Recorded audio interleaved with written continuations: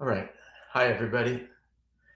I'm Faber, Dr. Lo Faber, and it's incredible to be here. I think I'm going to start it off with a song, if that's okay.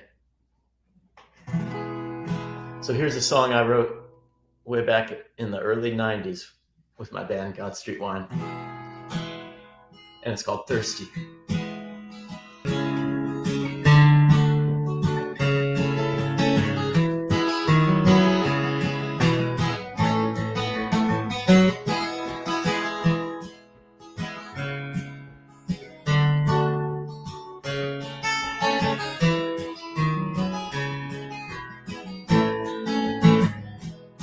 I was thirsty. I thought you might pour me a drink. 40 days in the desert, 'cause I needed time to think. I was lonely. I thought you might comfort me. 40 days of darkness I thought would make me see. And after all our nervous Monday morning glances, and after all our $1.99 romances, and after you had failed to save me, the sky opened up and it rained, a fallen angel in the night. And it rained, a promise of sunlight. And it rained, a prayer to a lost king. And it rained, the answer to everything. Now I'm empty, let the rain wash me down. Pretty soon the ice will melt and the birds back in town. Now I'm moving, but I got nowhere to go. Pretty soon you'll hear from me or see me at show. And after all the times I spied at you undressing, and after all our tender conical caressing, and after you had failed to save me, the sky opened up and forgave me. And it rained, a fallen rain, a prayer to a lost king. And it rained, the answer to everything. Just one more Sunday that I had to see. Nobody's really what they seem to be, and it so hurts my pride to get shut outside. And when I gave up all my high hopes for you, when I gave up all the things that I thought I knew, when I finally saw that nothing is true, I had nothing to say and nothing to do. Oh, a fallen angel in the night, and it rained, a promise of sunlight. And it rained, a prayer to the lost king. And it rained, the answer to everything. Oh, the answer to everything.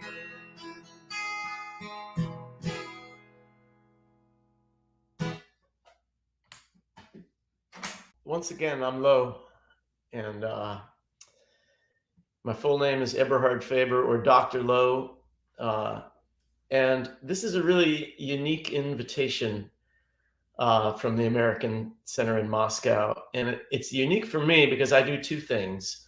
I do music, which you just heard, and I do history. and particularly the history of New Orleans, where I live. And I've done talks about my music, and I've done talks about history, but I've never been invited to talk about both. So I'm a little disoriented. And I've never managed to combine these two parts of my life either. It's always either one or the other. So if you have questions, I'm happy to answer questions about music or about history. But if you have questions that somehow join both, that would be very exciting. But anyway, I thought what I would do is just give you my story briefly, and then tell you a little bit about the book, Building the Land of Dreams, and also about my music. So I grew up in New Jersey, and I went to college in New York City, New York University. And that's where I met the guys that I formed a band with called God Street Wine, and proceeded to drop out of college. That was in 1988. Dropped out of college to start touring with God Street Wine. First, we played, like fraternity parties, bars, and then gradually over the next few years, we started playing a wider geographical area. Eventually, we got a record deal, a tour bus, started touring the United States coast to coast. And we were together for about 12 years and released 6 albums. And really, I spent the 90s in vans, tour buses, hotels, and backstage at venues performing with God Street Wine.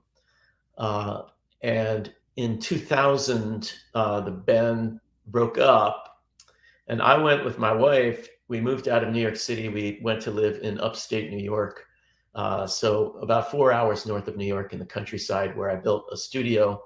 I wrote and recorded and produced 2 rock operas, and we had a baby, my first child, my daughter.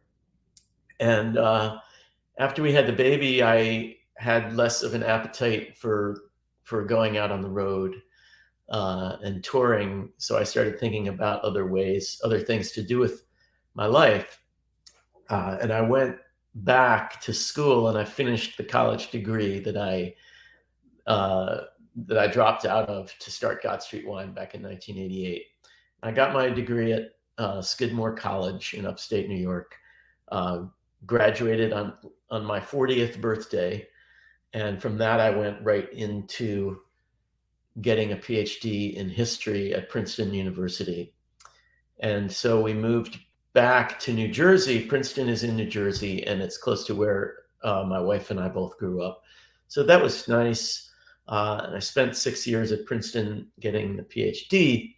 And while I was studying history there, I got very interested in the history of early New Orleans. And I had never been that interested in New Orleans before.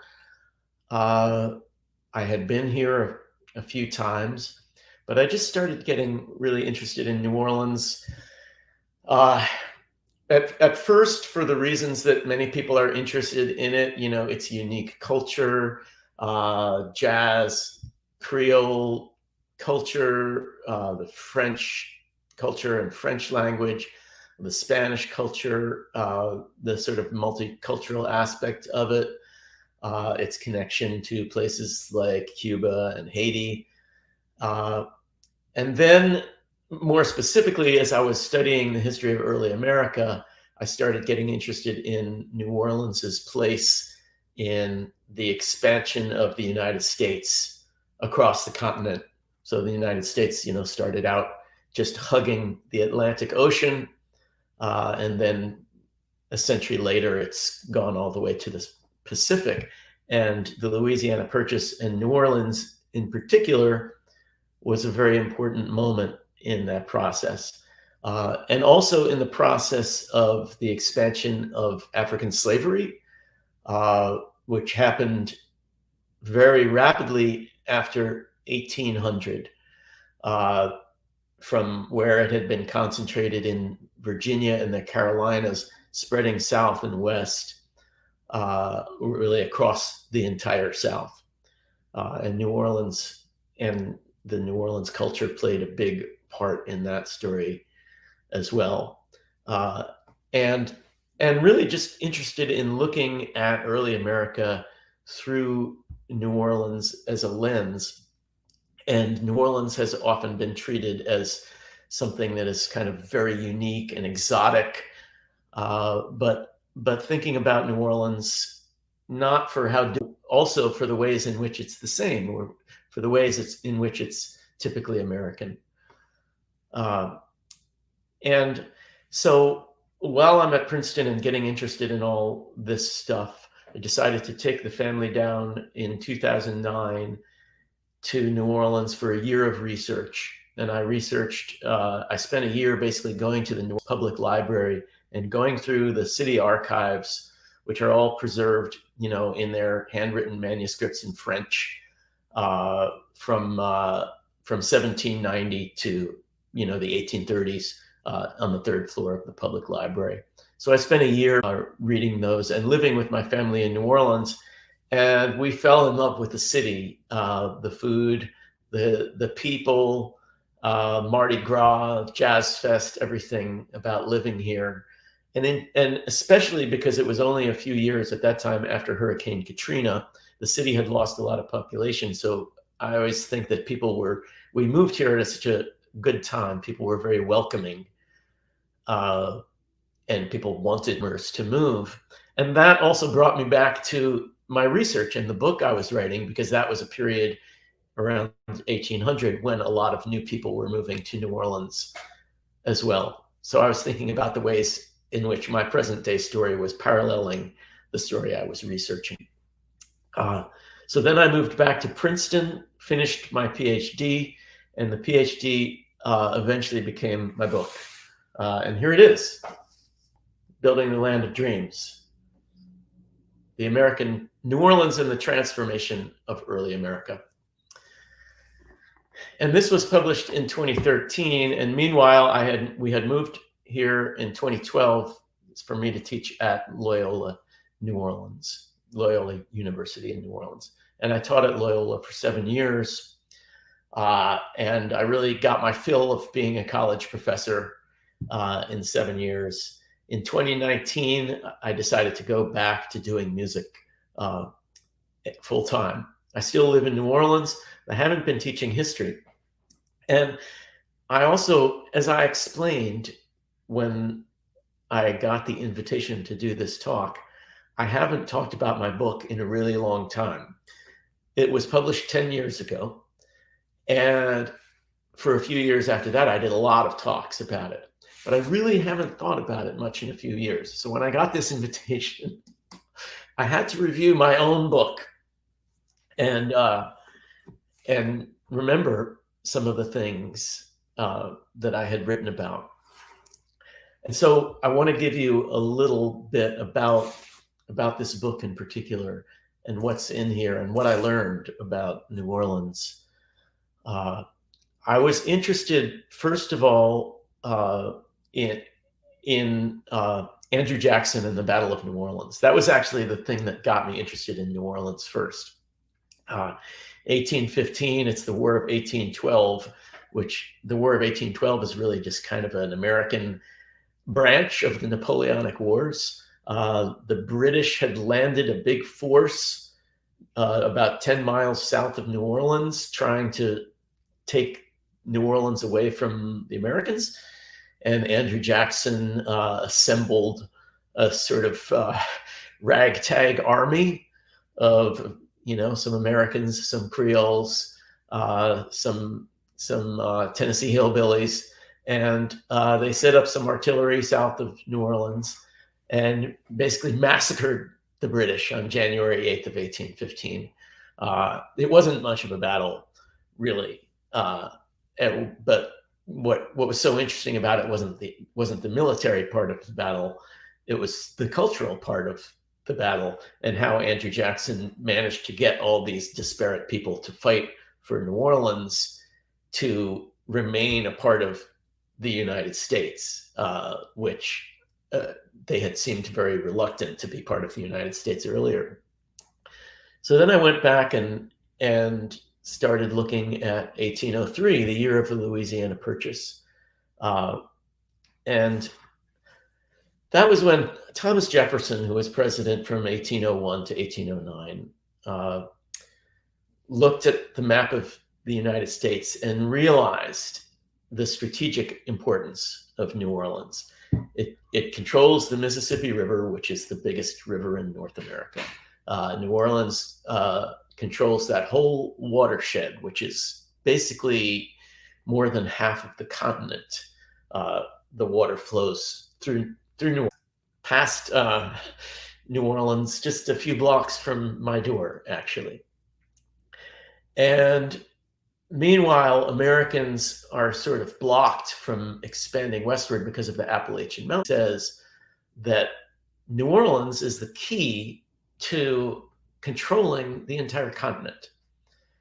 And he sends Monroe and Livingston to Paris to try to acquire it from Napoleon. Well, meanwhile, Napoleon had his American adventure. He had tried to reestablish of the rebellious colony of Saint-Domingue, where there had been a slave rebellion several years earlier. It was unsuccessful. His army got massacred and died from yellow fever.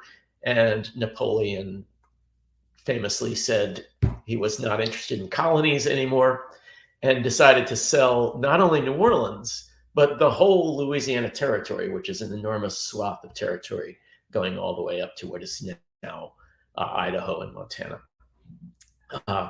So all of a sudden, the Americans gain control of this crucial city and this huge amount of territory. But the problem is they have very little way to govern it. They are inheriting a population that is Roman Catholic and speaks French and is very different from the English-speaking population on the Atlantic coast. So it's going to be a challenge. And really what the book is about is how they met that challenge, how New Orleans and Louisiana became, quote unquote, Americanized. And what I say in the book is that they didn't become Americanized if you think of being Americanized as having some version of Americanness imposed from outside. The local people here had a great deal of power to determine themselves what they wanted the terms of attachment to be. And so I say in the book that they influenced the United States just as much as the United States influenced them. So a big part of the book and a big part of my research was learning about these people who I call the Creole elite in the book. You can't call them an aristocracy because they were not a titled aristocracy, but they were wealthy, they were educated, they were French speaking, but mostly born in this hemisphere, which is what Creole means. And most of them were planters. They were committed to the plantation system and the expansion of African slavery. And they were religiously, they were Roman Catholics, and they wanted to keep their culture, and they wanted to expand the cultivation of cotton and sugar. And cotton and sugar both extremely important in this story because cotton and sugar cultivation had existed for many years, of course, but two big changes happened. One was the cotton gin, invented in 1798, which, without going into unnecessary detail, made it possible to grow a lot more cotton and refine it a lot faster, and also to take inferior cotton and mill it into usable cotton for the world market. So while this is all happening in Britain, the Industrial Revolution is creating enormous demand for textiles, and people want this cotton. So cotton takes off across the South. And at the same time, sugar production in the Caribbean is slowed down because of the revolution in Saint-Domingue. So in 1807, a New Orleans planter named Etienne Bourret figures out how to cultivate sugar in Louisiana for the first time. it had been thought before that it was too cold here, that we have some cold days in the winter and that would kill the sugar crop. But he figured out how to do it. And so all of a sudden they were also doing sugar in Louisiana. And these two things happened very suddenly, and that they happened simultaneously with American possession. And at the same time as all this is happening, a lot of newcomers are coming to New Orleans. Some of them are coming from United States cities like New York and Philadelphia and Boston. Others are coming from France or elsewhere. And they're all arguing about how they want, what they see as the future, what they want New Orleans to look like, what its government system is going to look like, whether there's going to be slavery, and if there is, what the slavery system is going to look like. And again, in the book, I trace these arguments in a lot of detail, and basically, to cut to the chase, what I say is that the Creole elite were able to get their way. They were able to impose their vision for Louisiana, and that meant slave-based agriculture, and an expansion of the slave system, and after 1815, an expansion of the domestic slave trade, as there were excess slaves in Virginia and in the Chesapeake area because tobacco cultivation was on the way out. So a lot of those slaves ended up coming down to New Orleans and Louisiana. So you had very rapid growth after 1815, driven by cotton and sugar, and also American settlers coming westward. And then before the Civil War, New Orleans becomes the third biggest city in the United States, behind Philadelphia and Boston. New York didn't get big till later. So it's actually the fastest growing city in America in the first half of the 1800s. So that's a bit about what this book is about. Why is it called Build Land of Dreams? Well, that comes from the song Basin Street Blues, where Louis Armstrong called New Orleans dreams. And for Americans and for the many tourists who come here, New Orleans has a very, as I said, exotic image.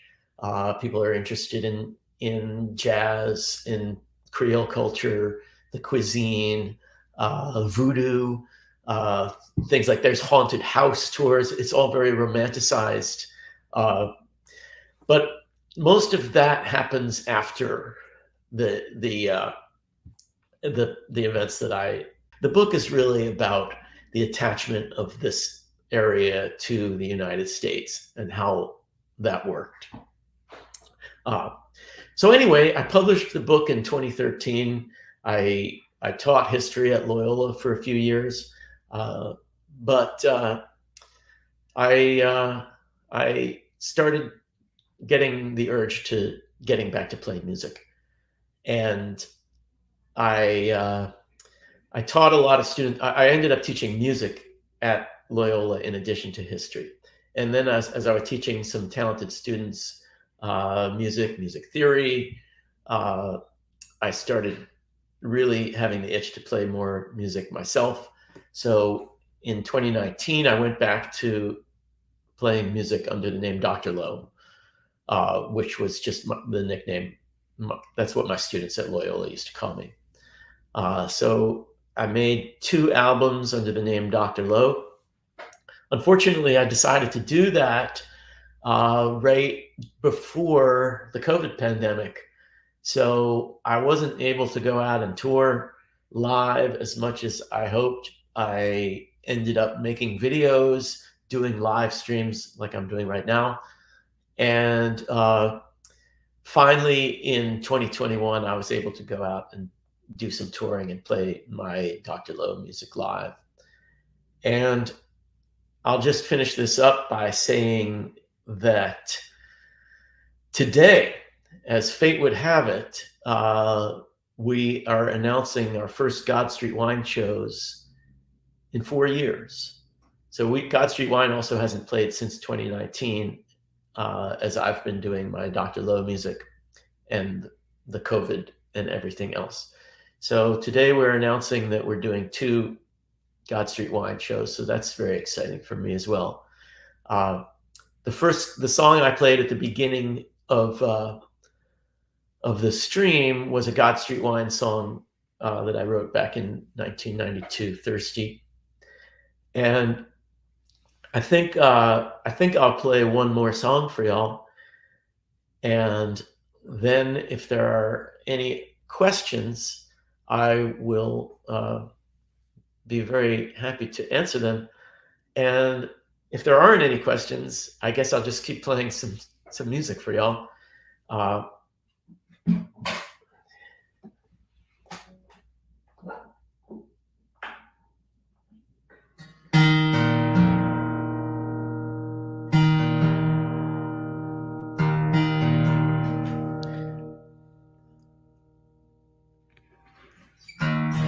So I want to play a song that I wrote for my dad.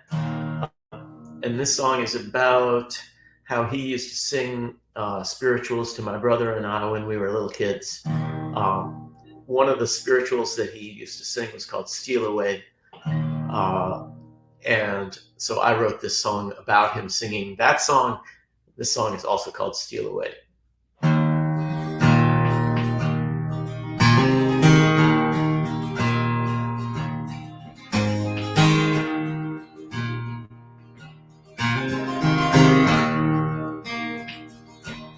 A long time ago in Pennsylvania, lights turned out, time to go to sleep. Ringing through the winter darkness, gospel songs sung clear and deep. Steal away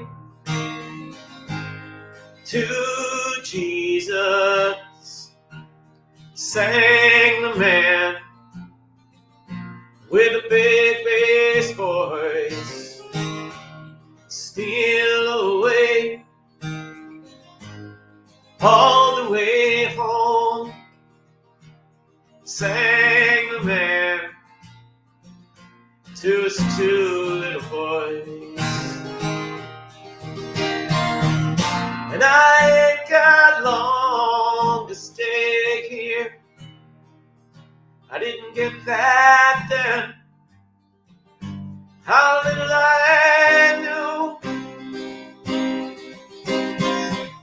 And I ain't got long to stay here, I sang that again, and I know it's true. Steal away to Jesus, that's my dad, putting me to bed. Steal away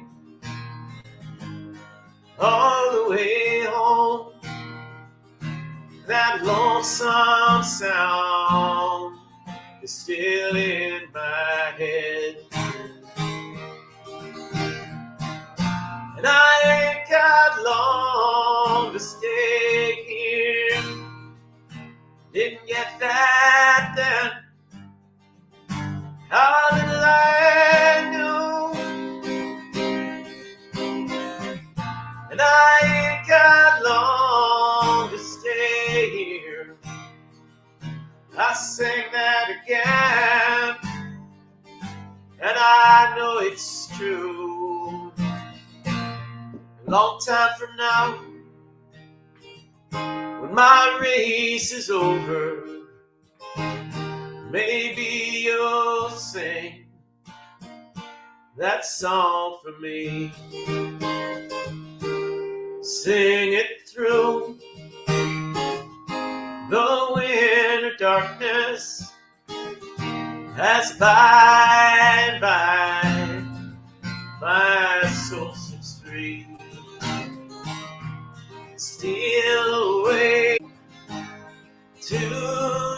Jesus, that's my man. Steal away all the way home.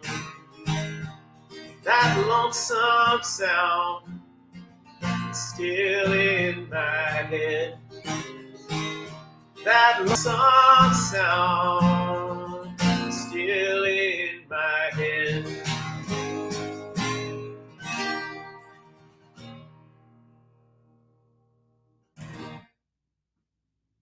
Jesus. Yeah. You should hear the original Steal Away song too.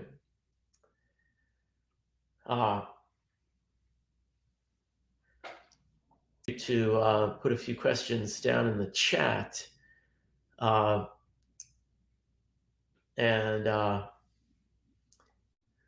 Question one, how did it become interested in music? That's a good question. And I don't think I talked about that. When I was a kid, my mother was in a bluegrass band, and she played mandolin in a bluegrass band. I don't know if are people in Russia familiar with bluegrass?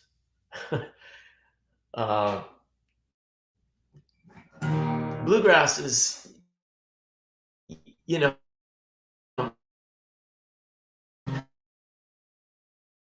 blues sped up usually, and with a big emphasis on instrumental virtuosity, and Bill Monroe, Lester Flatt, Earl Scruggs.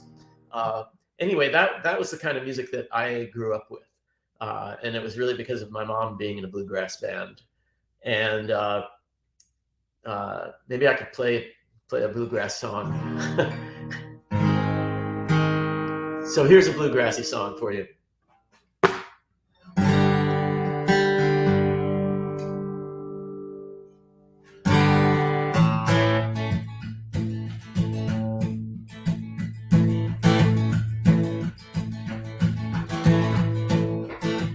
I'd rather be in some dark hollow where the sun don't ever shine than to be here alone, knowing that you're gone. It could cause me to lose my mind. So blow your whistle, freight train, blow it far on down the track. I'm going away, I'm leaving today. I'm going and I ain't coming back.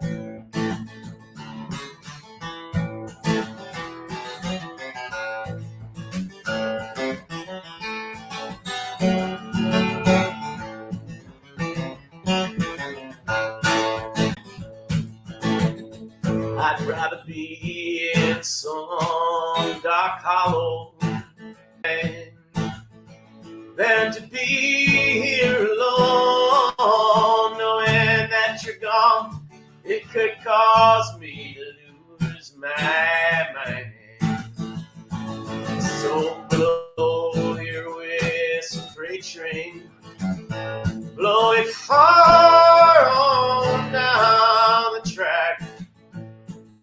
I'm going away, I'm leaving, I'm going and I ain't coming back. I'm going and I ain't coming back.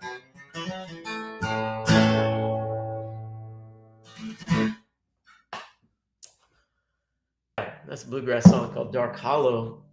In college, I got more into jazz and I got more into rock and roll. And so God Street Wine was a whole other thing. But then in the last few years, as I've gotten back to doing music full time, I'm much more kind of getting back to the roots, bluegrass, folk, country, American music. That's what I do, under the name Dr. Lowe. Comment one. It is a unique event for us too. Well, good.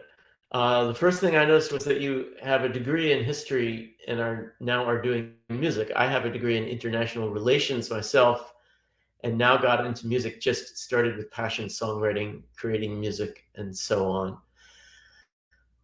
Well, that's great. You know, uh, I really think that music is for everyone. One thing I love about popular music, uh, whether it's rock or hip hop or country, it's pretty easy to do. I mean, honestly, what I what I do is anyone can do it. Did you ever see the movie Ratatouille? Anyone can cook. Classical music is a whole other thing. It takes years. It takes years of dedication to be able to play, Mozart or Beethoven. Jazz is the same thing, and it takes years to be able to play jazz well. It's so hard, and I studied jazz in college. I did that whole discipline, and I loved doing it. It was a labor of love. But to play this more simple kind of music is within everybody's reach, and there's so much joy in it. And I would always tell my students at Loyola that don't let anybody tell you that you can't make a career in music. Not that it's not difficult, of course it is, but other things are difficult too.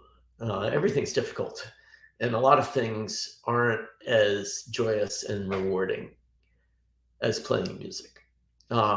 For me, the greatest thing about playing music is the live audience, the connection with people when I'm performing live. So every Sunday only show that there's just nothing like it. And that's why ultimately music is more rewarding for me than writing history, as much as I love that too. It also, I've gotten used to it after all this time, just performing into a laptop.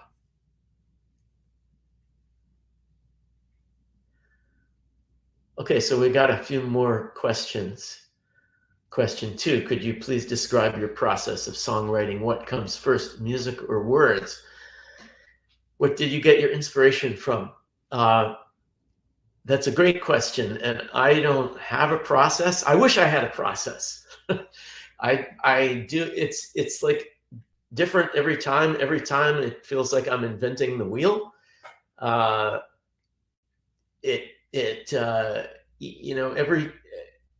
Every time I'm not writing a song, I have a feeling of dread somewhere in the back of my mind, like I may never write a song again because I'm not quite sure how to do it. And yet somehow, eventually, I always end up writing more songs, I hope. But music or words, it's hard. It's not always one or the other. So it's just an idea. I have an idea. And sometimes that idea could be something about a style. Like I want to make a song in a certain style for my band to play. Or I'm thinking about live. I'm thinking about, I want to make something that would be fun to play live. Other times it's the subject matter. Writing some political songs about life here in the United States. I've also written a lot of, personal confessional songs about my personal life. But it doesn't really always start with music or words. Sometimes it's just an image. And I want to, if I can answer this question by playing another song, or at least a little bit of another song, I want to do that. So this is a song I wrote back in the 90s, and it's called Driving West. And basically what it is it's a young man's fantasy. This young man, me, grew up on the East Coast of the United States and is fantasizing about driving across the country. Because for us those of us who grew up in New Jersey, New York, Philadelphia, that's kind of like the older, more settled part of the United States. So a lot of us end up migrating out west, either to the Rocky Mountains or Utah wildness, the Wild West. It has this image of things are newer, things are younger. And so trying to persuade a girl to drive out west with me. Oh, and I was going to tell you where I got the idea for the song, with a street. And it suggested the whole story to me. My imagination saw the picture in the painting. So, well, I got big ideas going through my head. And I'm driving down to the rich part of town. I'm gonna see a girl there that I met last week. It's a big stone house at the end of the road, and I'll be there soon. Her parents went away for the afternoon. I feel the wind in my hair, the October air. It looks like it might rain on it, but I don't care. 'Cause I'm going to see a girl in brand new white. Today's the day I'm taking her away. I got no money, but I got time. She will see she's got to come with me.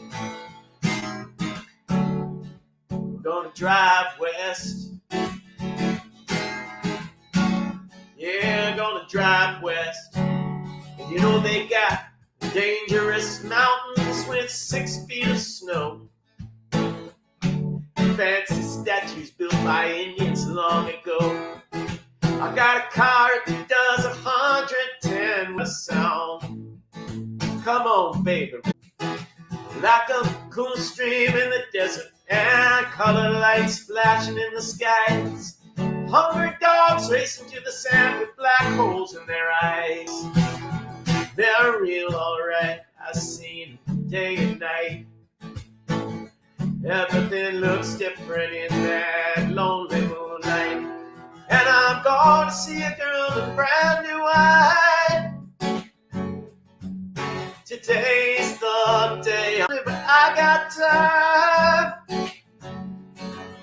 She will see she's got to come with me. We're gonna drive west. Yeah, I'm gonna drive west. We're gonna drive west. Yeah, I'm gonna drive west. So that's a song called Driving West, and it was a very long way of answering the question of where I got inspiration from. In that case, it was just from a painting.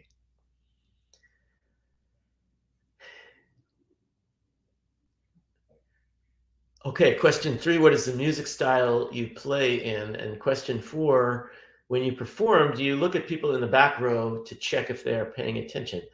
Is it important to you that you reach all those who attend the event? Well, I'm going to start with question 4 because that's a very important question to me. And yes, it's important. And I'm always thinking about the people in the back. And it's hard, when you're on stage singing, it's hard to know where to look. It's hard in this too. Do I look into the camera? Do I look over there? Do I look down? Do I close my eyes? The whole room when I perform, and it's very easy to get distracted by the people who are up front because they're excited and they're enthusiastic and they're loud and they're right in your face. But I think a lot about the people in the back, because if I was at a show, I'd probably be in the back. I don't necessarily want to be right up front. I'd probably be in the back and I'd probably be like, oh, I don't know. Let's see, is this any good? And so, yeah, when I perform, I'm trying to think about those people. It's a great question. If you can reach the people in the back, then the people in front will take care of themselves. Um, the music style I play in, it's been different things over the years. With God Street Wine, when we started off, we would just say it was rock or rock and roll, but basically just rock. And then this term jam band got coined. So people started calling us a jam band. And the other jam bands were like the Grateful Dead and Fish, Blues Traveler, Dave Matthews Band. All these bands started being called jam bands. And basically, jam bands just meant that you improvised, took some long solos, and you jammed. And for us, this was nothing particularly new or unique. We all grew up with like classic rock, you know, bands like Led Zeppelin that would play like 20-minute guitar solos, or with jazz, which was all very improvisational. So we didn't think that jam, and then we started just using it ourselves.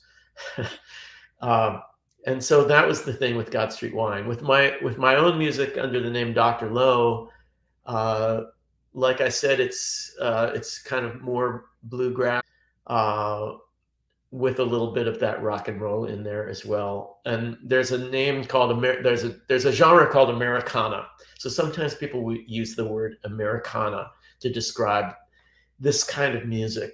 And sometimes I think Americana just means country music without the conservative politics. And Americana I'm just saying it's a label that people use. And I use it too sometimes because it's good to have these shorthand terms, you know, to tell people about the music that we play. Okay, question 5. What is your favorite place in New Orleans? Like if you had someone visiting the city for the first time, where would you take this person and why? I have so many favorites, it's hard to choose. But I do want to say that if you're in Russia or you're in Moscow, I hope you get a chance to come to New Orleans and spend some time here because it is a beautiful city. And it's amazing in so many ways. If you're interested in music, it's particularly great because there's so much live music. It's a small city. There are only it's a city of about 500,000 people. So it's not very big. And yet, on any given night, there are 60 to 70, maybe more, depending on what you're counting, 60 to 70 venues having live shows every night in this very small city. So there are a lot of musicians. And when I decided that I was going to, stop teaching college and just play music here, it was very easy to get a lot of gigs, play with a lot of different bands, play with my own band. And people come here from all over the world and from all over the United States with the idea of listening to music. They come here for Mardi Gras, they come here for Jazz Fest, but they come here all through the year just to check out the music. And, historically, it's the birthplace of jazz with Jelly Roll Morton, but it's also, very close to the birthplace of blues in the Mississippi Delta.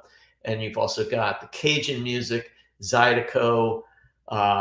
You've got a great country music scene. And then you've got the funk and R&B from the 60s and 70s bands like the Meters and the Neville Brothers. So it's all percolating. And so I don't know if I have a favorite place. I'll mention a few places. One is Audubon Park, a beautiful park that happens to be a couple blocks away from where I live. Also has the Mississippi, a walk along the Mississippi River, which is beautiful. But really, most people, when they visit the city for the first time, they go to the French Quarter. And the French Quarter is where you should start, probably, because it's the oldest part of the city and it's the most famous, and it has a lot of the most famous restaurants. And it also has some great museums. It has Jackson Square. It has the steamboats on the Mississippi.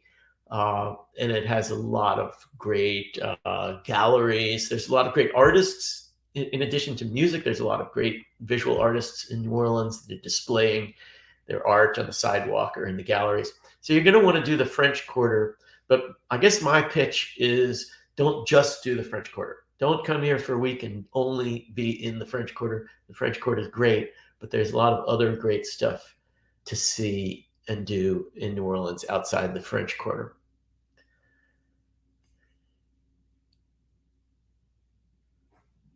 And I should have made that answer longer because I ran out of questions. Okay, oh good. Question 6. When you work on a new song or a new album, for instance, do you take into account your fans' expectations? Is it important, in your opinion? These are really, really good questions, and that's a really important question. Yeah, I mean, you have to. You're not just playing music for yourself, right? You're not just writing songs for yourself. There's got to be an audience. You're doing this for a listener. And so I think you can't not think about the audience. And there are different audiences, right? There are different kinds of people. There's my existing fans. What are they going to think of it? There's new people. I want to reach some new people who have never heard of me. Well, they're going to hear it differently. There's my old fans from God Street Wine. They might think of it differently. There's my family and friends who know me personally. They're going to hear it differently. And then there's the business people, the agents and the managers and the attorneys. And, those people are part of our world too. The people who have venues and the publishers, those people are a different kind of audience. So yeah, you have all these different audiences in mind. But then again, if you think about those audiences too much, it's counterproductive. So you can't become too focused on the audience. I think it's about striking a balance. I think you have to take the audience into consideration because there's going to be an audience. Hopefully, if there's no audience, then you're just, then it's just a hobby. You're just playing by yourself, which is fine. But if you're going to play for an audience, then you're going to think about the audience. But you have to think about yourself too. You have to sort of have a boundary and say, okay, I'm going to put the audience over here, and I'm going to let them be okay, and I'm going to think about what I want sometimes. And I think that balance is hard for a lot of artists. I think we're all struggling to figure out, what priority, how do we balance what the audience wants and expects, and not just the audience, but the audiences, the different audiences, and what do I want? What do I want to do? What am I trying to say? Great question.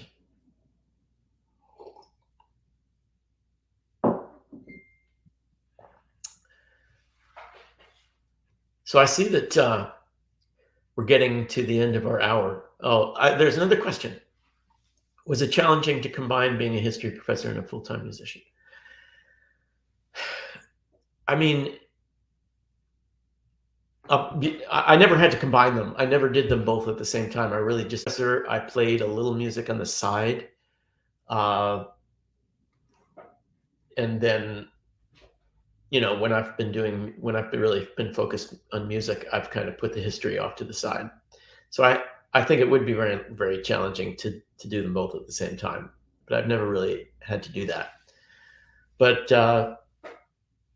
the other thing that's challenging, like I said at the beginning of the talk, is just integrating these things because they feel so different to me. I love them both. I love performing, and I love writing songs, and I love doing this work as well. And I love talking about history. And I'd love to invite anyone who's on this broadcast to come to New Orleans, send me an email. We'll go out for a glass of wine and talk about American history. And you can teach me some Russian because I'm trying to study Russian. I'm very bad at it. But I love, Tolstoy and Chekhov and Dostoevsky, and I hope one day to be able to read them in Russian. So the challenge for me is just to play music and still keep one finger in scholarship, and to balance these things in my life, because I have a busy life and I also have a family and 2 kids, and it's a lot. So I'm being told that we're going to wrap it up in a couple minutes, and I want to thank you so much for coming, and it's a great pleasure to the American Center in Moscow for putting together the event. If you want to hear my music, just look on Spotify or whatever platform you listen to music, Dr. Lo Faber. Spell out Doctor, Doctor. And you can also find me on Facebook, Instagram, Twitter, and or send me an email, lofabermusic@gmail.com. Be happy to answer your questions there about music, New Orleans, or anything else you want to talk about within reason. In fact, I'm going to put my email. Oh, never mind.